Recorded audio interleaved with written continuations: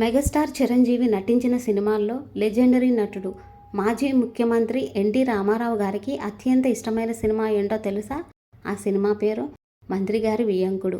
1983లో విడుదలైన ఈ చిత్రానికి ప్రముఖ దర్శకుడు బాపు దర్శకత్వం వహించారు. బాపు శైలిని ఎంతో గౌరవించే ఎన్టీఆర్ ఈ సినిమాలో చిరంజీవి నటనను చూసి ముచ్చట పడ్డారట. ముఖ్యంగా చిరంజీవి పోషించిన బాబూజీ పాత్రలోని చురుకుదనం, ఆయన డాన్స్, యాక్షన్ సీన్స్ లో ఎన్టీఆర్ ను బాగా ఆకట్టుకున్నాయి. అందుకే ఈ సినిమాను తన ఫేవరెట్ గా పేర్కొన్నట్లు సమాచారం. ఇక ఈ సినిమా మెగా ఫ్యామిలీకి కూడా చాలా ప్రత్యేకం. ఎందుకంటే ఇందులో చిరంజీవి తన తండ్రి కొణిదెల వెంకట్రావుతో కలిసి నటించారు. అది వారిద్దరు కలిసి చేసిన ఏకైక చిత్రం కావటం విశేషం. అయితే ఆసక్తికర విషయం ఏంటంటే ఈ సినిమాల తండ్రి కొడుకుల మధ్య ఒకే సీన్ కూడా లేకపోవటం.